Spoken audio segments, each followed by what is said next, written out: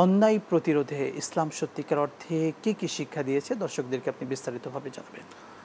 তো আলহামদুলিল্লাহ, মুসলিম শরীফের মধ্যে একটি হাদিস আসছে, রাসূল পাক সাল্লাল্লাহু আলাইহি ওয়াসাল্লাম বলেছেন, মান রাআ মিনকুম মুনকারান ফালিগাইয়িরহু বিয়াদিহি ফাইল্লাম ইয়াস্তাতি ফাবি লিসানিহি ফাইল্লাম ইয়াস্তাতি ফাবিকলবিহি ওয়া যালিকা আদআফুল ঈমান। খুবই প্রসিদ্ধ হাদিস। আলহামদুলিল্লাহ, এই হাদিসটি সকল ওলামায়ে কেরামের কিন্তু জানা।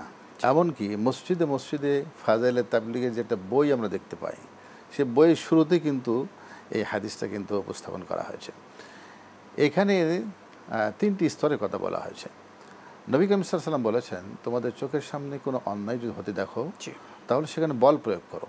তো বল প্রয়োগের মাধ্যমে সেটা প্রতিরোধ করতে হবে। এই যে বল প্রয়োগ বলতে এটা প্রেশারটা কেমন হবে, এটার ব্যাখ্যাটা যদি একটু বুঝিয়ে বলতেন। জি আলহামদুলিল্লাহ। তো বল প্রয়োগ এখানে একটি হলো রাষ্ট্রীয় ক্ষমতা। জি। রাষ্ট্রের মধ্যে যদি অন্যায় হয় তাহলে রাষ্ট্র সে ব্যবস্থা নেবে।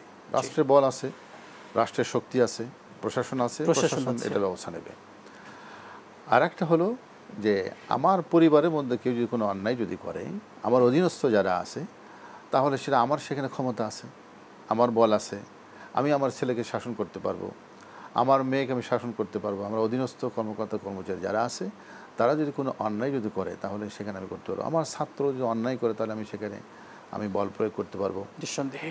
আর দ্বিতীয় নম্বরে স্তর হলো, এমন একটা সমাজে বসবাস করছি বা এমন একটা দেশে আমি বসবাস করছি যেখানে আমাকে বল প্রয়োগ করার মতো কোনো সুযোগ নাই, তাহলে সেক্ষেত্রে আমি জবানে আমার মুখের ভাষায় আমি তা প্রতিবাদ করতে পারবো। কথা দিয়ে, বক্তৃতা, সেমিনার, সিম্পোজিয়াম বিভিন্নভাবে বলবো, এবং লেখালেখির মাধ্যমে করা যেতে পারে।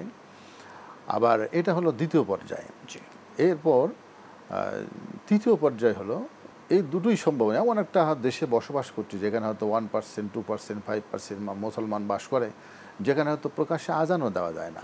কিন্তু এমনও হয়েছে যে শুধু 1%, 2% নয়, আমরা 90% মুসলিমদের দেশেও কিন্তু এমনটি আমাদের হয়েছে। আমরা সত্য কথা অনেক সময় বলতে পারিনি, কোরআনের কথা বলতে পারিনি, এমন সিচুয়েশনে কিন্তু আমরা পার করেছি, এমন সময় চলে গেছে অবশ্য। তাহলে সেক্ষেত্রে আল্লাহ নবী সাল্লাল্লাহু আলাইহি ওয়াসাল্লাম বলেছেন, ওয়া যালিকা আদআফুল ঈমান ফাবিকলবিহি। অর্থাৎ তৃতীয় পর্যায়ে বলা হয়েছে, যদি তাও সম্ভব হয়, জীবনে ঝুঁকি আসে, তাহলে ঝুঁকি নেওয়ার দরকার নেই।